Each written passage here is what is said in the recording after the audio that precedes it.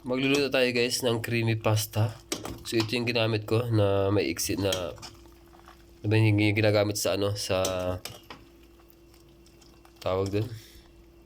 Ito ang aming lunch today. So creamy pasta yung gagawin ko guys. Ito ang gamit ko. Yan. Yemek sauce lang yan. Pwede siyang yung soup.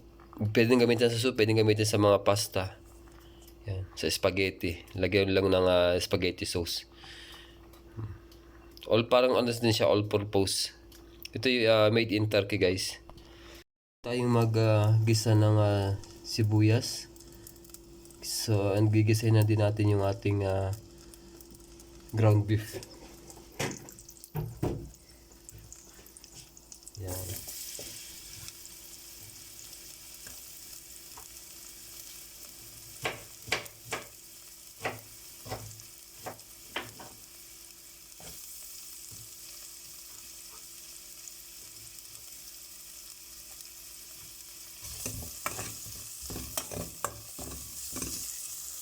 Natin ating ground beef. Yan. Yung gagamitin natin. Gigisa na natin siya guys.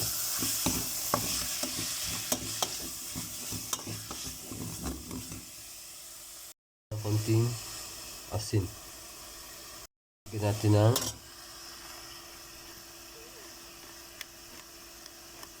black pepper. Ito. Lalagyan ko ito guys ng carrots. Yan.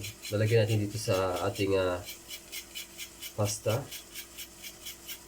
Kaya ko siya nilalagyan guys, nagpapakulay siya doon sa pagkalagay ko nitong cream. Tapos nagay ko to kasama dito sa paggisa. Kukulay yung sabaw niya. Yun yung parang nagiging sauce niya. Yung parang spaghetti sauce. Kasi wala tayong spaghetti sauce. Ito wala din akong ketchup. So ito yung alternative na ginagawa. Ito siya guys. Lagyan natin ito. Haluin na natin.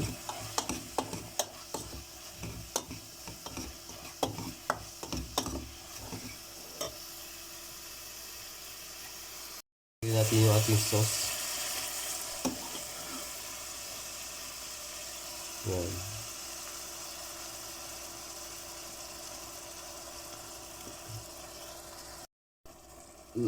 Lagyan na natin siyang konting tubig. Kunti lang. Yan. Haluin na natin siya guys. Kung mapapansin nyo guys, yung ating carrots, siya yung nagbigay ng kulay. Naging siya, medyo orange yung kanyang sabaw. Yan. So pakuluan lang natin siya guys. Kasi yung ground beef na madali naman tumaluto kasi ground beef eh. Pakuluan na natin siya. So guys, kumulo na siya. Pwede natin ilagay yung ating Alexa! Pwede natin ilagay yung ating pasta.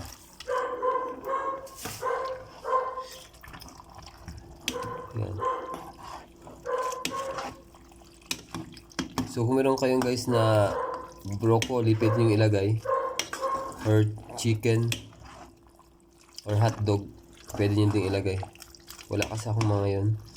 Kaya ito lang yung ating nilagay. Beef lang. So ito na yung kinalabasan niya guys. Creamy pasta. Yan. Kung meron din kayong mushroom, pwede nyo din ilagay yung mushroom. So luto na siya guys. Sobrang easy lang guys. Within 1 hour makakagawa na kayo nito. Kung meron kayong spaghetti sauce, lagyan nyo. Tara, kain tayo guys. Sarap. Kita kits.